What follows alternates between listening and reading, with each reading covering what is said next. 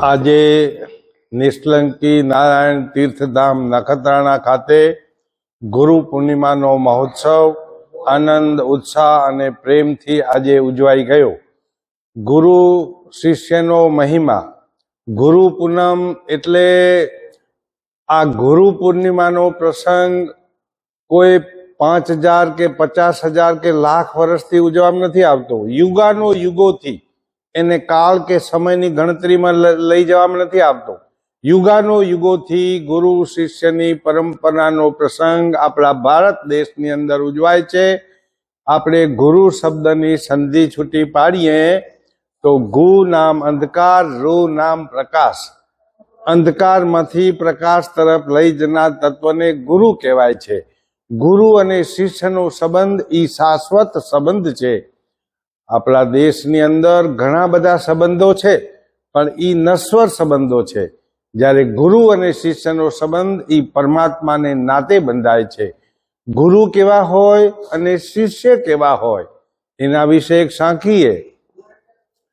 शिष्य ऐसा चाहिए गुरु को सब कुछ दे। तन मन અને ધન ગુરુને બધું અર્પણ કરી દે એવો શિષ્ય હોય। ગુરુ એ શિષ્ય ऐसा चाहिए गुरु को सब कुछ दे, પણ ગુરુ ऐसा चाहिए શિષ્ય से કછું ના લે। આપણી સમાજની અંદર આવા ત્યાગી ગુરુઓ થઈ ગયા જે કોઈ આશા ન રાખે શિષ્ય પાછે। શિષ્ય બધું અર્પી દે અને ગુરુ કશું આશા ન રાખે। હું એમ કહું છું, लोग कहते हैं जिनके हाथ की लकीरें अच्छी नहीं होती उनकी किस्मत भी अच्छी नहीं होती, वो लोग कहते हैं। मगर मैं कहता हूं, जिनके सिर पर गुरु सदगुरुदेव का हाथ है उन्हें लकीरों की जरूरत नहीं होती। इन्हें कोई लकीरों की जरूरत होती नहीं। गुरु शिष्यनो संबंध शाश्वत है।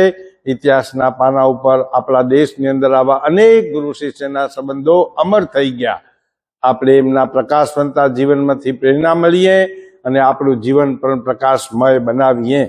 गुरुदेव तो अद्भुत रूप है, परधाम में वो विराजते हैं।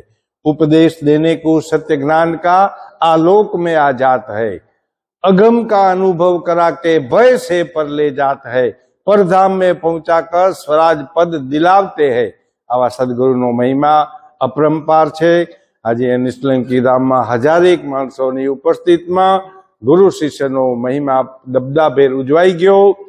अनेक सदगुरुदेवनुं आरती पूजन थयुं अने 1001 माणसोए भोजन प्रसाद दई आनंदथी सौ छूटा पड्या।